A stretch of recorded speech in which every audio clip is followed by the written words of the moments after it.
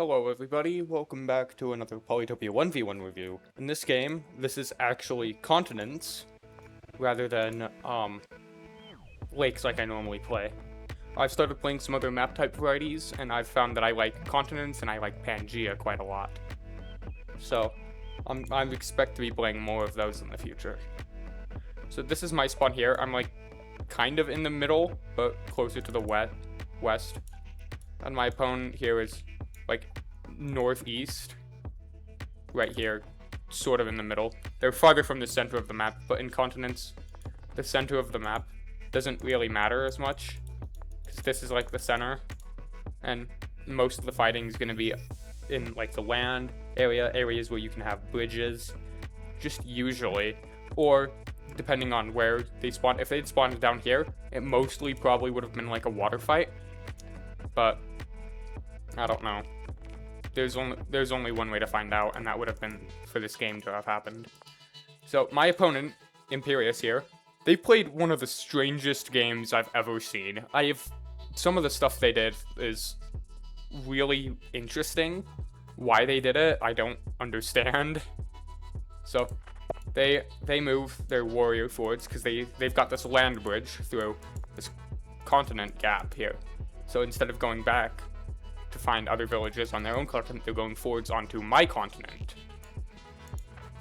And then they upgrade their capital for a workshop. I move my archer towards the best resource indicators. I find a village. They get climbing. Climbing on continents is really weird.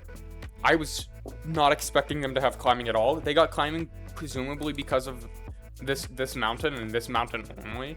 Like these mountains, and maybe this one too. But from stepping onto this mountain, they get vision of 2 ruins and a village, which this is good density when it comes to ruins and villages. So I completely miss with my second warrior, but I get vision that there is another continent here. Continuing to move forwards, I capture the city and upgrade it. I take a workshop because usually on continents, you want to get fishing before you get an explorer, so that you can go over water. So they get hunting and archery with the meeting stars they got from me, which I found really odd, because on continents, investing in water just immediately, or better yet, getting riders to help expand and combat me over here would have been better. But they went with archery. So I shoot this warrior, because I know it's just going to hit me for even better value next turn. And by doing this, ensures they can't get this ruin this turn with this warrior. So they kill, and then they capture the city. And they just don't barely have enough stars to upgrade. They train an archer in their capital instead of upgrading this city, which I think was a mistake. So I'm using the defense bonus and trying to keep my archers on defended tiles, while still using archers, knowing I have denial of this ruin. But just this city is, yeah, sure, it's a city. There's 1, 2, 3 ruins around it. Holy rigged. Like, what? When has that ever happened? But yeah, they get an explorer and they get a bunch of good vision. I step onto the ruin, desperately hoping they can't kick me. They can. And I know they have archery, because I see the arrow shots coming out of the fog. I'm continuing to train archers, denying them here. I get on the water here as well. So they see that I'm on the water as well. So they're going to, obviously when you see someone on the water, usually you want to get on the water yourself. So I capture my 3rd village after quite some time, and then I take an explorer. It goes this way, gets me the lighthouse. Vision of the 3 ruins they have, and vision of their capital here. I upgrade my capital for stars using the lighthouse that I got. They kill this raft, and they kill this warrior that I put in this city. But in doing so, they left like this archer exposed and this archer exposed, so I can just kill them with these ones now. And you'll see me do that. I'll just step them forward. using hunting, they upgrade their capital for stars. So I step forward my archers and kill. And I'm continuing to just expand on the water. I've got a warrior over here on this other continent that unfortunately missed a village over here. They're continuing to use their archers to just chip away at all my units here. And it looks like they have an advantage at this point with their archers. They get an explorer here, and it goes backwards, gets them vision of this village and the lighthouse.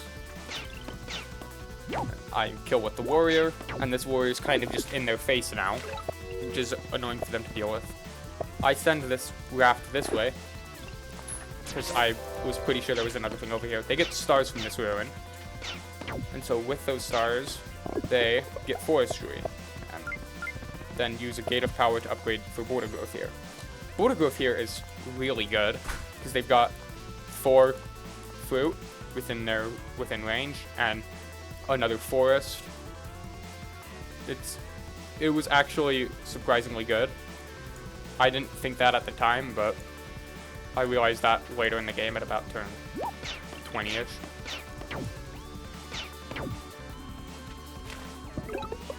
I get sailing, and I don't have enough money to make a scout, so I just move it out here into the ocean. They're continuing to use their archers and just limiting what I can do over here. Now, one thing I could have done here to counter their archers is get riders, because archer spam is weak to rider roads, as I've explained previously. They get another explorer here in this city, and they get vision of everything over here, so they can just basically see everything I'm doing. I'm fighting back with my archers and warriors, and kind of keeping the situation over here under control. Because mostly what I'm trying to do here is I'm trying to stall until I can get like the rest of my economy online.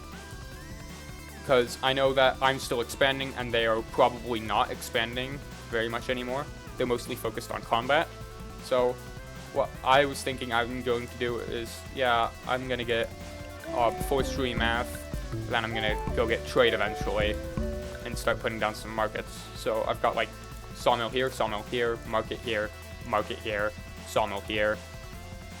So those some decent markets.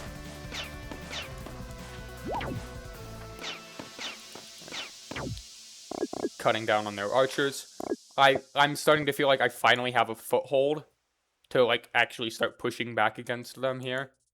But they can pop a giant in this city, and if they pop the giant there, it would be really bad for me. I upgrade down here for an explorer, and it goes this way, doing exactly what I wanted to, and getting me the lighthouse. It didn't quite get me vision of their land, though, which is kind of what I wanted. They get strategy, so that they can put like defenders in this city in case it starts getting pressured, and put defenders here so they can put them in rafts. So this ruin back here gives them a vet sword, and I can see that, and I go, oh no, that's gonna like shred my archers and give them time to build up. So I figured I needed to do something about that before it got like out of hand. I get stars from this ocean ruin and level up this city down here. Then I don't buy forestry. I buy that like next turn, because with forestry is a giant here in capital. It's like a level here, and a bunch of chops that I can do. And they unsiege the ruin. And I'm at this point, after they got one veteran archer on a mountain, I'm being very careful about watching which ones are at 2 of 3 kills and killing those ones before they can get another kill, so that they don't get any more veterans. This scout dies. I send this one out to hit this raft. I don't want them to get on the water. That is the worst thing that could happen at the moment. I get forestry and get a giant in capital. Then I chop 3 here and get an archer. This veteran swordsman is, like I predicted, causing problems with my archers. But because I have archers that are ranged, I don't have to suicide a bunch of units. They get their own giant in this city. I use the Gate of Power and 2 lumber huts. Yeah, 2 lumber huts to get a giant. I see this ruin over here, so I'm gonna step onto it, hoping it gives me something good, like stars or mathematics. Those would all be very helpful. Their archers are able to just hit me, and they have the same range as scouts, but they're stuck on the land. And because they have vision of everywhere in the city, if they just plant an archer there, it'll deal retaliation, which is annoying for me to deal with. They put their veteran swordsman on this ruin, probably hoping to hold it, but I can deny it. So I spend like all my units. I have to make a scout to do it, and I put this giant in port for a juggernaut. This ruin down here gives me an explorer. It's the most useless ruin I could have gotten. It was awful. I'm still managing to keep this situation down here under control, not letting them really get onto the water, and keeping their units out of the city. They step their giant onto this ruin, and I go, I don't think I can deny that. But if they do capture the ruin, I get their giant.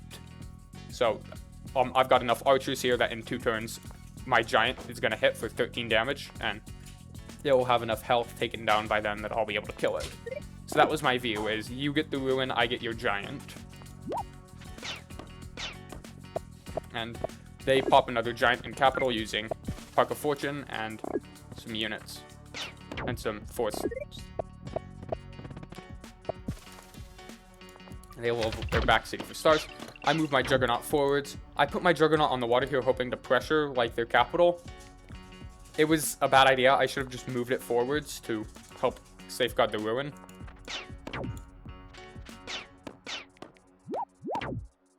I'm starting to chip this giant, like I said before. So if they capture the ruin, I deal damage to their giant and likely kill it. I connect here for stars. You okay? Yeah. Good.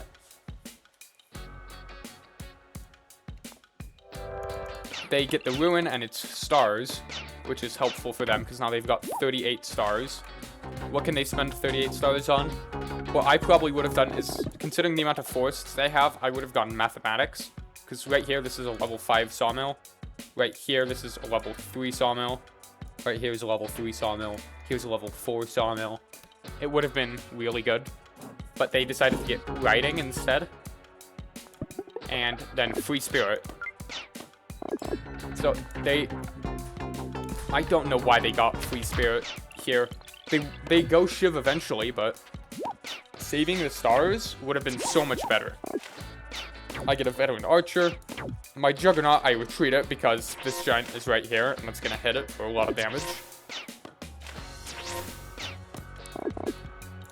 Continuing to train, continuing to cut back here. This giant is just dead. So they know that probably. They level up here and they get a city wall to survive the relentless onslaught of my scouts. So I move the Juggernaut back onto land. I'm gonna heal up the giant before sending it forwards again. My giant is approaching their city. They don't have enough archers to hold it off, and they can pop another giant because they've got... Do they have any monuments? They don't have any monuments, so they can lumber hut here, lumber hut here, lumber hut here, lumber hut here, and then if they would pick up mining, they could pop another giant there if I sieged. Or if they could get like Grand Bazaar by getting roads and connecting a bunch of their cities. So those are some ways they could pop a giant if I ever siege that city. 'Cause I'm going to siege that city. There's not much they can do about that.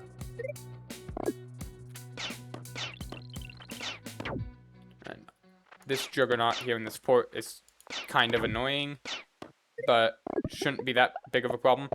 So I get navigation, because previously I had moved 2 of my units onto starfish, intentionally, so that I could get navigation and harvest those for 16 stars.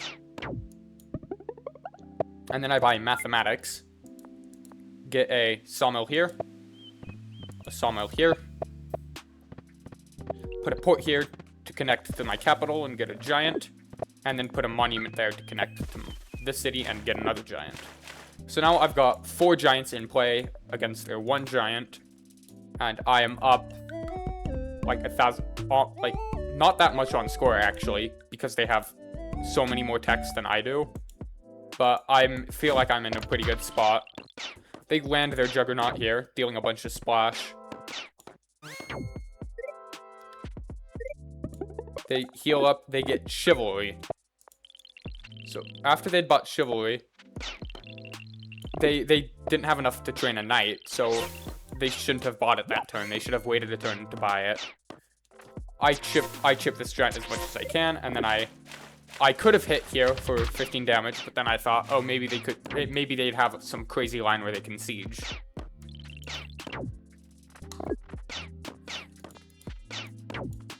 They put a defender here, and I don't have an archer in range that can really hit it to help me siege, because this only does 9 damage here. I'm using bombers down here to attack this city wall. And each of these does 3 damage, 3 damage, and then each of my scouts is doing like 2 damage. And this defender is at 2 health. So they're gonna have to move it into port and train another one, which I'm just gonna kill. And then with this juggernaut, I'm thinking I'm gonna put it here, and then once I kill the defender, I'm gonna step onto the city with my 40 HP giant. And there's gonna be nothing they can do. Another thing I see is I also see this knight, and I'm thinking, like, knights here is a really odd choice. Because what do they have to chain? Like, if they could get to these 3 archers, yeah, they could chain those. If they got here, they could chain these 4 units. But how do they get there? They build a bridge, right? But what if I space my units so that they can't do that? And so, like, this raft here is blocking. The farthest, this scout here is blocking if they put a bridge here. If they because they have climbing, they could step onto here and chain these. But that doesn't get them. That doesn't get them very far. So they move their knight back because they didn't have enough roads and a bridge and enough roads to get the knight there safely. And so they actually trained 2 knights that turn as sort of like a desperate last-minute gamble. I get a bomber here to splash this raft and deal splash damage here. So I'm definitely able to hit them, and then I siege with the juggernaut. So this giant, I've got 2 giants on their doorstep. I buy writing because writing can help me like with their archers, and it's also required for trade, which I intend to get if this game continues for much longer. In fact, I should probably already have it much sooner than I do, but oh well. So they buy 3 roads and a bridge and another road in an attempt to like chain all my units. So they just can't chain them. I've got too many defended units, and what they should have done here with these knights is they should have tried to bring them over here and chain through this mountain, because there was a knight here. 1, 2, 3, 4, 5, 6. It definitely could have reached this archer and then chained through all of this, but they didn't see that, so they went with that, and then It was just a desperate gamble that didn't pay off, and then they resigned. So, thank you all so much for watching. I hope you've enjoyed this video, and if you did, please don't forget to like and subscribe, and maybe check out some of my other Polytopia content. I tend to do this a lot, and I try to post quite frequently. So, I'll see you in the next one.